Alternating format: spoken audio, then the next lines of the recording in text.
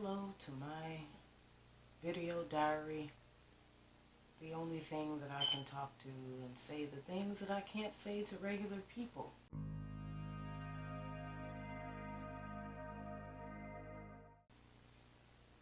We're back for another episode of The News Irritated Me. I watched yesterday while groups of thugs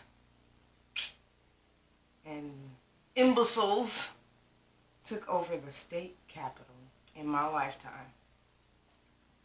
At the time that I was watching it, I watched the whole thing, but at this particular time, the news wasn't calling it a riot.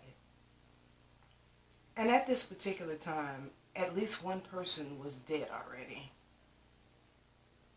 They still had trouble using the words riots or terrorist or any of the words that were used so freely during the Black Lives Matter protests, during the protest for each and every black person killed for no reason or not enough reason.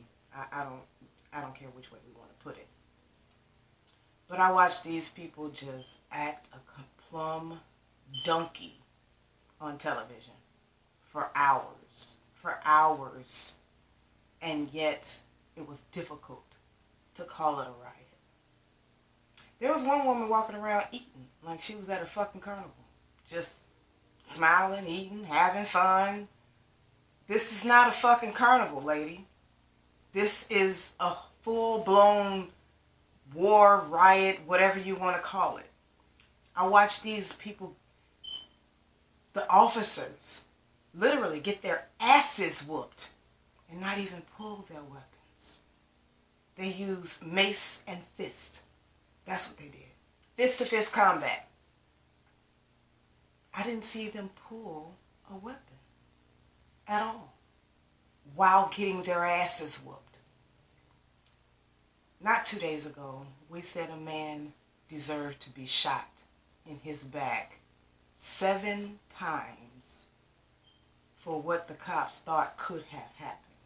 He could have drove away with children in the car and endangered the lives of children. He could have done this. He could have done that. And the only option we had left was to shoot him in his back 7 times. And you mean to tell me I watched you get your whole ass whooped on national television and not even pull a weapon? So at this time, I call my mom. I'm like, Mom, are you watching this stuff on television? She said, yeah, I'm watching. I can't believe it. We have the normal conversation. I went on to tell her how I can't wait to go back to work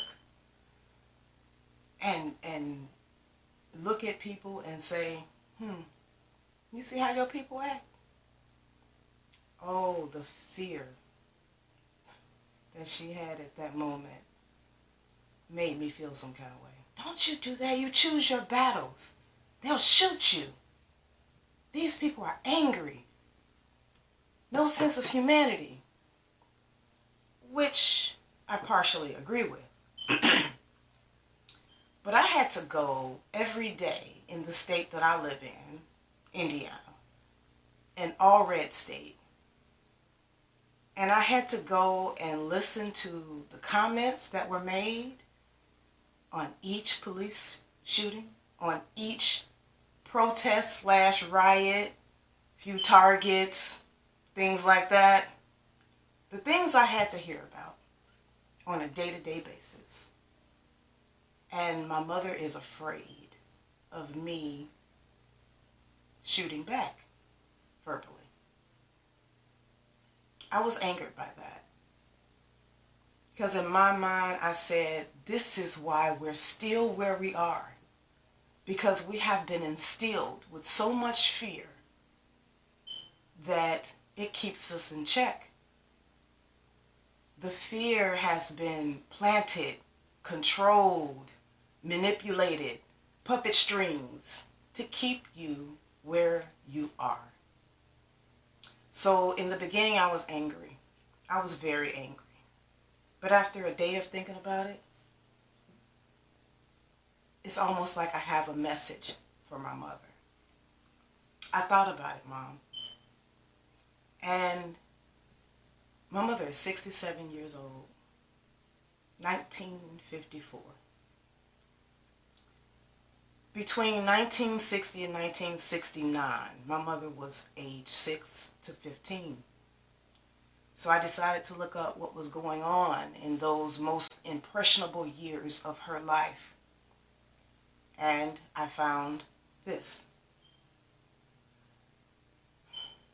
In 1963, when my mother was 9 years old, there was the Birmingham, Alabama bombing of the church, where children ages 11 to 14 were killed. She was 9 years old. When she was 10 years old, the Civil Rights Act became law. When I was 10 years old, Rodney King happened. In 1968, MLK was assassinated. In 1969, when my mother was 15 years old, the Supreme Court ordered the desegregation of school districts. Me, at 14 years old, the Million Man March. There are some more years that are impressionable for me. It's not just the 10-year-old Rodney King thing. It is 2013 when I'm 32 and my son is 7 and there's Trayvon Martin. It is a year later, 2014, when I'm 33 and my son is 8 and there's Tamir Rice, who was 14. Being quiet hasn't gotten us far enough. And it is time less of us watch what happens and just say, well, that's just what it is. Or this person shouldn't have done, or this person should have done this differently. It's time to say something every single time there is the smallest cross over the line. It's just time. Mommy, I understand your fear. You had your fight. You witnessed the fights of your time. And you are right. Your fight should be over, with or without fear. But it is our turn to take over. It's our turn to move more fearlessly. Now, will I do something that I fear doing? No, I won't. And that is a lot of stuff that I fear doing. But I will not be completely silent. I will not bow down. At least not completely. I have to have a voice. I have to say something when I can. That is the whole idea behind being anti-racist. It's not enough anymore to be just not racist. You must be anti-racist. And in order to be anti-racist, you must say something every chance that you get. And that I will do. I love you. I will always love you. And know that I will fight just as viciously, with as much passion, with as much pain, and as much knowledge as you had to. I love you. You knowingly voted for an idiot. What does that make you? Any other time, we always say birds of a feather flock together.